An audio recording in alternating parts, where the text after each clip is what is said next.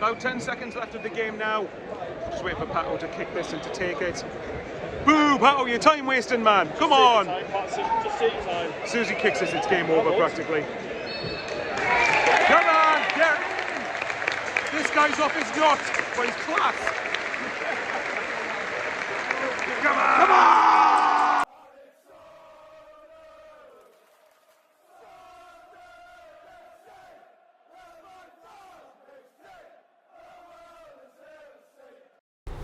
Back-to-back games with goals for Wilson Isidor. Or in other words, back-to-back goals in back-to-back starts, which is really, really encouraging. At least I think it is. Second goal, I was on the other side of the ground, so at first I thought it was an own goal, but apparently Wilson Isidor scored it, but I need to double-check the match report. So if it was an own goal, then just completely disregard everything I've just said. If it was a Wilson Isidor goal, then good. He's got two goals in 2 games, which is really, really encouraging to see. And yeah, I think it was good to bounce back after the weekend at Watford, even though I stand by a lot of what I said. I felt we did deserve something at Watford, but nevertheless we didn't get it. As far as tonight's game goes, I think really the first sort of 10, 15, 20 minutes, I thought Derby it reminded me in a lot of ways, and this isn't meant as any disrespect to Derby, but I noticed it felt a bit like when we were up against a League One side. Now obviously Derby, in terms of size of club, are nowhere near League One standard, but what I mean is, like Paul one side, they basically tried to come out and give us a bit of a go, and it would have been typical for Derby to try and have a go first 10, 15, 20 minutes. If they get in front, then they have to force us to break them down for the rest of the game. And look, we would have had to have done that at 0-0 anyway, to attempt to break them down. But regardless of that, you know, if we had gone 1-0 down, it's exactly the type of game that we would have hated, where they would have put 10 men behind the ball. There was a couple of times when they were really compact and hard to break down early doors. Like say, after about 20 minutes, they started to sit in a little bit deeper, I felt, and they were making it really tough for us. And although we created some decent openings, we just couldn't seem to quite break them down. So I thought Derby started better. I thought Sunderland were quite sluggish first 20 minutes, but then gradually we grew into the game, started to get stronger, and then of course Jobe Bellingham says, "Hold my beer," because he hasn't scored yet, and then unleashes a rocket right into the roof of the net, or into the back of the net, from probably about 30 odd yards, I'd say, or 25 yards. He has a really good cracking shot, and obviously that was what we needed. It calmed the crowd down a little bit, and it managed to just get us on our way a bit. And once we got in front, these are the type of games when I've said, if Sunderland can get their noses in front in games like this, it's massive, because then the opposition that you've broken down then have to come and try and play you at your game, and we're quite good when teams, providing we obviously defend well and have a structure.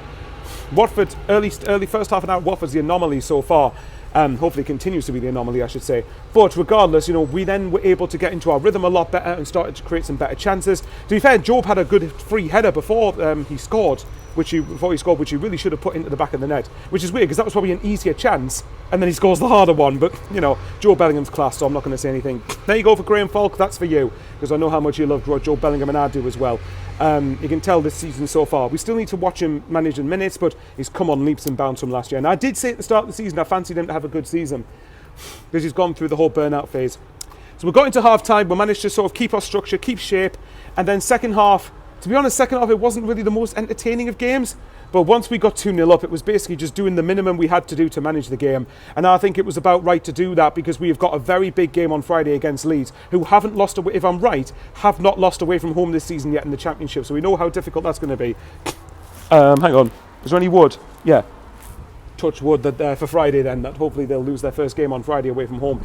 But no, it's going to be a tricky game on Friday. We had to get through tonight first, and I'm glad that Regis Le Bris manages to make subs late on in towards the second half, like with 20 minutes to go, because you wanted to manage the team when you've got a game in 3 days' time, and that would have been so critical.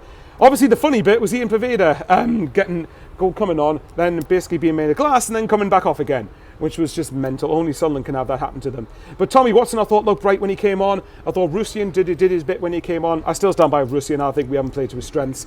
But good for Wilson Isidor to get a goal. And I was someone who felt Isidor was someone who would be a wide player, but playing up front. Wide player who can play up front, if you know what I mean. And thankfully, so far he's proving me to make me look like a massive idiot, which is all the better for it. Doesn't take that much, don't get us wrong. But no, it's good to see. As of the time of speaking, Borough were beating West Brom, so I don't know whether that is still the case. If Borough have got a result, it's done us a favour, but we'll wait and see. With a game in 3 days, though, it was important to bounce back and get a win tonight.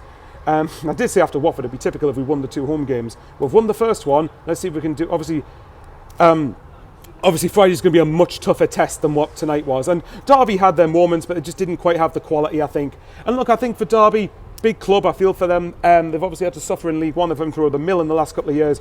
And I do think Derby will be fine if they keep up their home form. They just need to start improving away from home. And good show from the Derby fans. Were quite loud throughout the game, I thought. So safe back to all you lot. And yeah, good result. Let's see what we do on Friday. As you guys know, I'm trying to get to 6k subs. So if you're watching the video, you think I've earned a sub from you, and you're not a regular subscriber, just hit the subscribe button. As Sean Milton says, it's free, doesn't cost a penny.